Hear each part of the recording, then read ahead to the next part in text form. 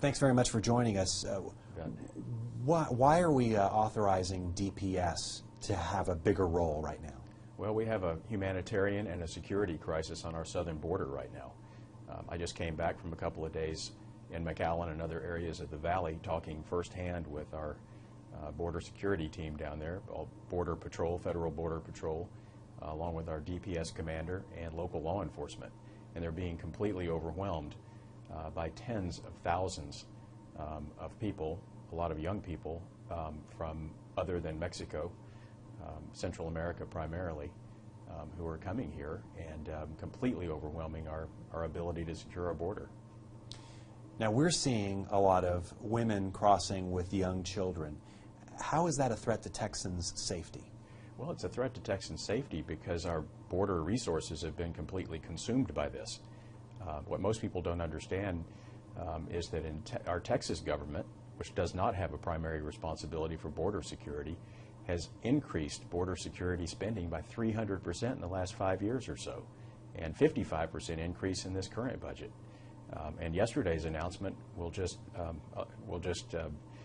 obligate Texas taxpayers to that much more. But it's a security problem when our border security forces that are there are overwhelmed with processing people coming across the country while other crimes are being committed, and we don't have the resources to take care of it. This is a federal responsibility. It's been completely abdicated by Washington. And my concern is that Texas has a limit to how much we can spend on something that is not our obligation or our responsibility. Texas government is not an ATM machine, so we need accountability to watch very closely every taxpayer dollar that's spent on border security to make sure that we're getting the security that we're paying for. Washington really needs to get its act together and help us. How is this going to work, though? Are troopers going to step in front of Border Patrol and say, I'll handle this, you immigrants have to go back? Well, the good news is that federal and state authorities down there do coordinate well together, and there's a long history of that. In my meetings together, which were joint meetings with federal, state, and local officials, they felt very good about helping each other and dividing the responsibilities. But look, by no means is this agreement yesterday by the governor, lieutenant governor, and myself an answer to this. I think the governor was exactly right earlier this week when he said that Texas does not have the resources to secure all 1,200 miles of our border. But we're doing all that we can and more. Will this change the way we're receiving the immigrants right now? Is anybody going to be turned away that isn't presently being turned away? Well, the way we're receiving immigrants right now needs to be changed. I know the Vice President is headed to Central America, but gosh, this administration has let this problem fester for a very long time, and it's creating a huge problem on our border. The message needs to get out to Central America and to Mexico that this is not an open border situation, although it sure appears to be right now. So it sounds like the troopers are going to help Border Patrol and others essentially round up those who are crossing, but it's not going to change what happens to those who are rounded up? No, our DPS officers are going to do more than that. They're going to continue to do what they've been doing the last few years, which is helping in other border crimes that are happening. They're supplementing, augmenting, and helping the DEA, Customs, and Border Patrol, and local law enforcement. Now this is important because we've seen it as a humanitarian crisis, the women and the children, they have to be cared for. But your letter indicated that there are criminal elements taking advantage of this situation.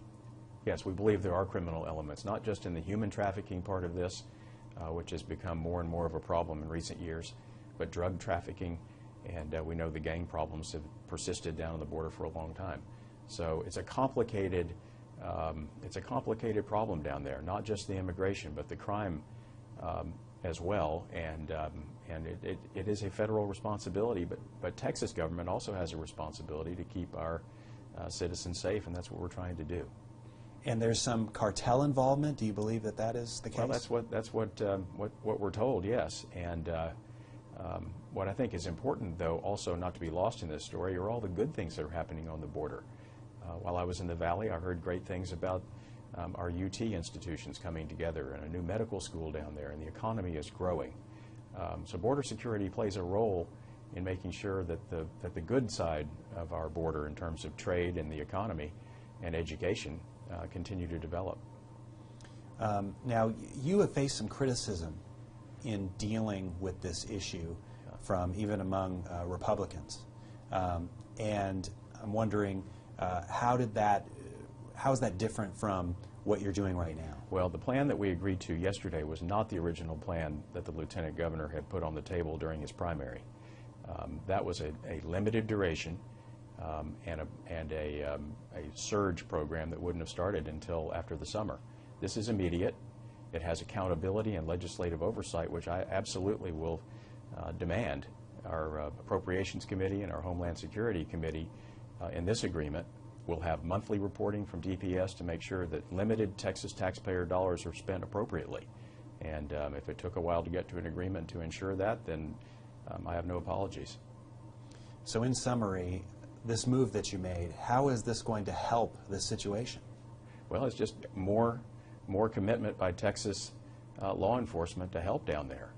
Will it help? I think it'll help some, but it is not the answer.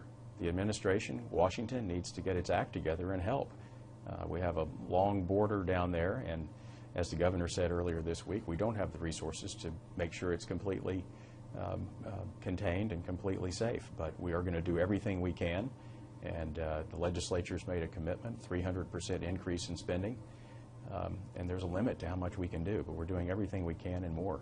Somehow things are going to be less compassionate for border crossers now because we're sending more of a law enforcement type reinforcements there. Yeah.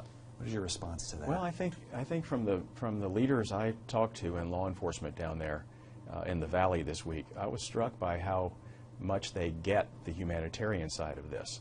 I found that they are very sensitive to understanding that many of these people coming across by the tens of thousands are very young and young mothers, young children and young mothers who've been up through an awful lot to get here. That's not a pleasant trip from Central America through Mexico to the Valley, and they come with some pretty rough stories. But I was impressed with the humanitarian touch that our border law enforcement officers are using. Are we going to have a special session to deal with this issue? No, I wouldn't expect a special session on this at all. I think the agreement yesterday between the governor, lieutenant governor, and myself will satisfy all that can be done by the state in terms of additional law enforcement troops on the ground on the border. There's no reason for a special session at this point. Do you think these families that are coming over, is the federal government treating this the right way? Should they be allowed to stay in the U.S., or is it sending a bad message? Well, I think the message is not being helpful to Texas if the message in Central America is we have no immigration policy other than come here and take your chances and it looks like you'll be allowed to stay. That is no immigration policy at all. And again, it's a failure of the federal government to have a sane and rational immigration policy that would certainly help Texas. I've always been interested in the diversion of funds, and I've done some stories on that. From purposed funds to use it for other things. Right. And I know that you've looked at that. I have. We've done some good work there. Yeah. In the last session, again, it's not very sexy stuff, but we've in the last session, really two representatives, Darby and Otto, I put in charge of trying to undo about $5 billion of what were supposed to be dedicated funds that weren't being spent on their intended purpose. They were, for the most part, being left in these dedicated pots of money and being used to certify the budget by the comptroller. They weren't being misspent, but they were being hoarded. And so in one session, $1 billion of that money has been released for their intended purposes, from parks to trauma care to a lot of other things. And they did a great job with that. So 20% in one session, unraveling that, I think is a pretty good step in the right direction. It took about 20 years for that $5 billion to accumulate. So they did a good job on that. On the other point you may have seen recently, I made an announcement that when the Texas House budget is released, you'll see that all of the highway fund money will be used for transportation. Right now, quite a bit of it is used for DPS funding, for the State Office of Administrative Hearings, and a number of other things. And this is a practice that goes back to the 1930s, so it's not new, and it's been sort of regular practice for the legislature.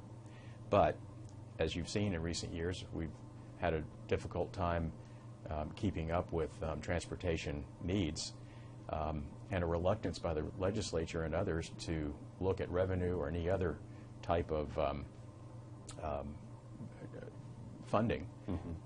I thought it was important to take an argument off the table that they always raise, which is, well, you're not using all the highway fund money for transportation now. Stop the diversions. So, good idea. We're in a good place in our economy, and we'll find ways to fund DPS and the other things that come out of the highway fund now. Let's take that argument off the table and see if we can make some good progress. Plus, by the way, that'll add $1.3 billion more to the transportation budget in the next session just by ending that practice. Yeah, and I know it doesn't go, near to covering what they need, but it's something that irritates people when they hear about it. It does, and it also helps. It'll help $1.3 billion, which is not nothing. Yeah. And this Proposition 1 that'll be on the ballot in November should help by about $1.5 billion per year. So if that passes and energy prices stay high, which is the dependent variable there, it could be over $4 billion in additional funding for transportation through those two things alone. It's not a long-term answer. It's not perfect, but it's something.